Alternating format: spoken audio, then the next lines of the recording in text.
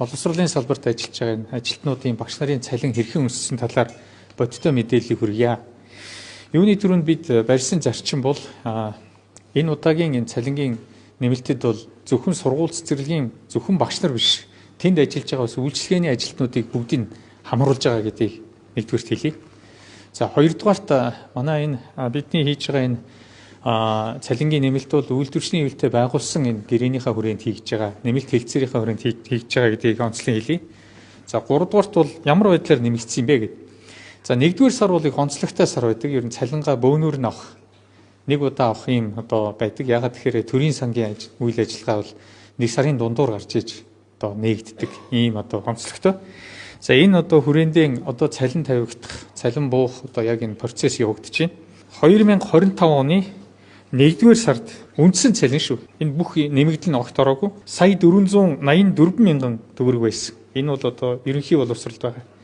Энэ хүсдэгтийн баруун тал.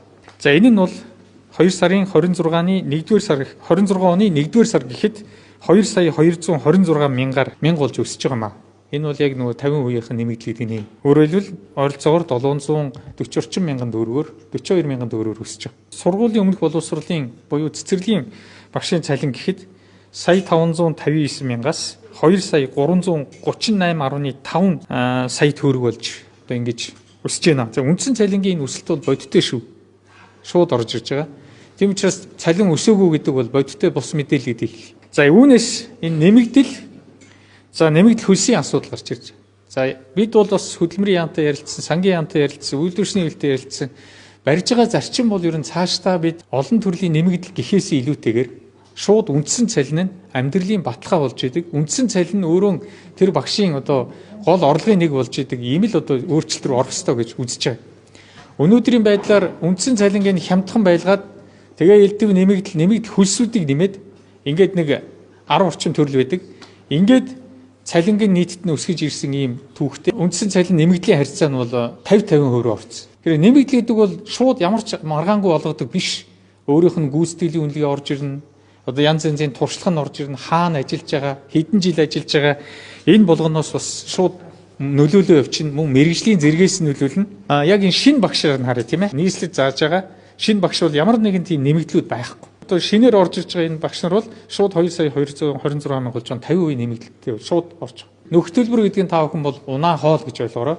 За энэ дундчлаад 107 мянган төгрөг олгочихсон. За энэ унаа хоол нөхөх төлбөр за буюу унаа хоол за мөн одоо энэ нөхөх төлбөрийн асуудал дээр бол тухайн төсвийг захирч байгаа шууд захирагч нь өөрийнхөө өнөөдөр байж байгаа төсвийнхөө хүрээнд хэтрүүлгүүгээр шийдэж болно гэсэн ийм шилжилтийн ийм арга хэмжээг авч байгаа. Цаашдаа бид үндсэн цалин зоригтой өсөх нь 2.8 сая руу энэ 11 сар гэхэд хүрэх ёстой. Үндсэн цалин. За энэ тохиолдолтууд ингэ явж байгаад энэ бодиттой одоо өсөлт нь бол үндсэн цалин дээр гараад элдв энэ нөхөх одоо төлбөр гэдэг юм уу ийм зүйлүүдийг үндсэн цалинд нь одоо шингээж ингэж явах ийм бодлого барьж байгаа. Энийгээ шулуух хэлий. Ур чадварын нэмэгдлийг бол бид цаашдаа олгоно.